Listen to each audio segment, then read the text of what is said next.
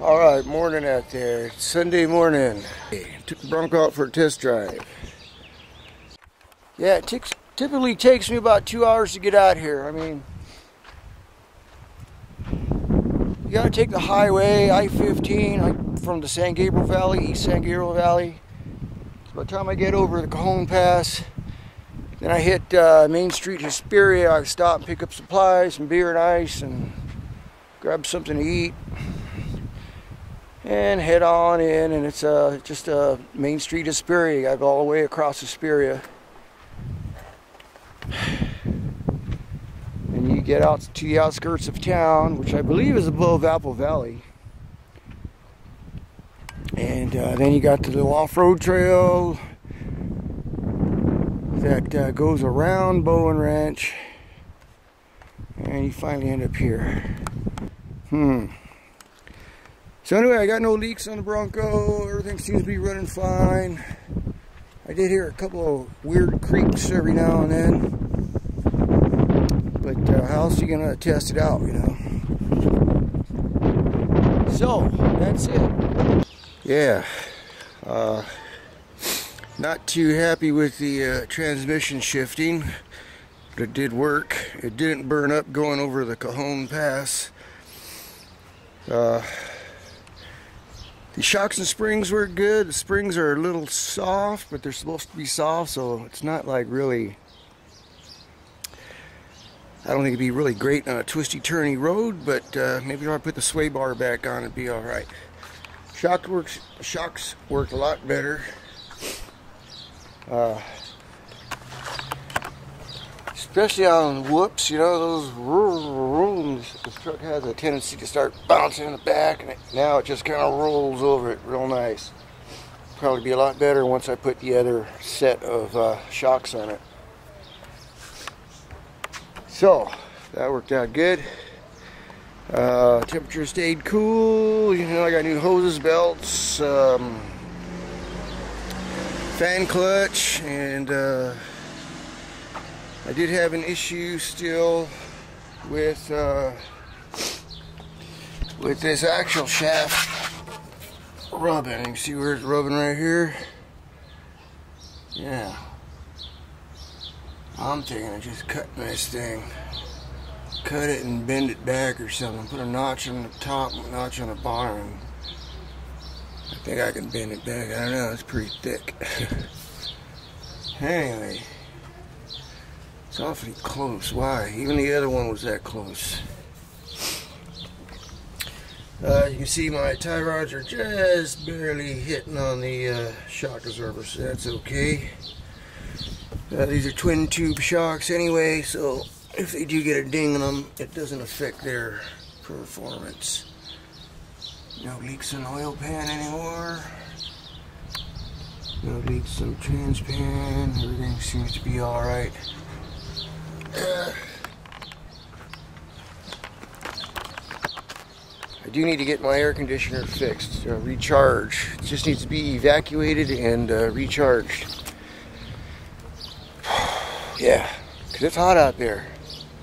Must have been a good, I looked at the weather forecast. They predicted 100. I think it only got to 96 or 98 there in Hesperia, but who knows what the temperature was up in the canyon where I was. Issue coming home. Coming down Rock Springs Road. It's a long downhill, gradual downhill. Normally you can coast it. This truck started going pretty fast, just coasting, you know, a foot off the gas. And I looked down at the tachometer. Tachometer's only hitting like 1100 RPMs, and I go, man, I'm doing about 65.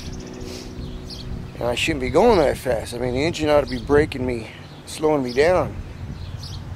So I tapped on the gas, the RPMs go to like 3 grand, and they go back down to 1500, and my speed doesn't change.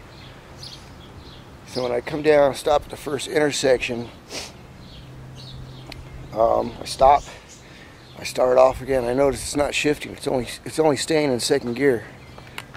So I was pretty depressed at the time. So I drove all the way back into Hesperia in second gear before I pulled over and got something to eat, thinking about what am I going to do, call a tow truck now? So, just off the top of my head, I'm thinking maybe it's something electrical. Maybe that little electrical plug on the transmission, something came loose with all the bouncing. The roads up there were pretty washboard. See what they call that in Australia, corrugated, you know. Really shook things loose. Maybe that was the problem. So I reached under there and wiggled the wires around, make sure it was plugged in right, and crossed my fingers and drove away. Got me home and it seems to be working okay now. So I'm going to order a new wiring harness. And I told the guy at the transmission shop. Because he had the same problem. The second time I took it back, it wasn't shifting, it was staying in second. He said, oh, it's just a little loose wire in the pin. I go, well, does it need a new wiring harness? If it needs one, put one. And he says, oh, no, it's just a little wire. We'll take care of it. Yeah, well, you know, now we're getting into reliability issues. You know. So, anyway, made it home. Another issue I had, some kind of driveline vibration. So I'm going to look into that right now. I'm just going to jack it up. It's actually on the jack right now, and put it in gear and see if I can duplicate the driveline vibration. I also have the CV joint is squeaking. Give me that squeak, squeak, squeak. Sounds like a little bird. I've had that problem every so many years. That happens, and I just take it to the driveline guy, and he puts a new CV joint in there, and everything's good. So for right now, that's what's up.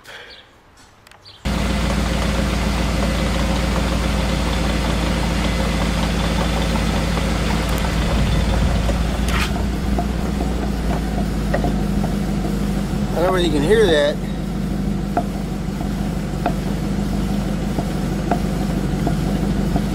I wonder if that's a bad bearing in the axle.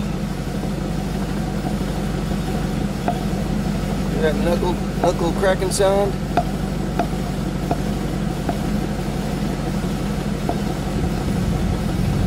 And these axles were redone maybe 2 years ago. That don't sound good. Maybe that's where my vibration's coming from.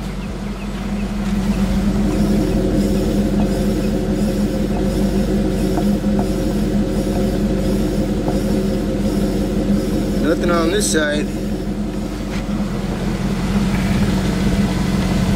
Yeah, it gets to be like a growl.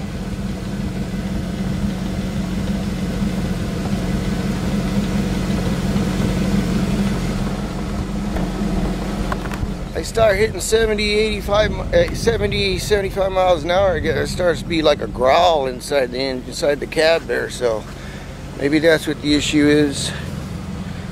I don't know, I just thought I'd look into it right now. So that's what it is. Oh, better not leave it going like that, huh?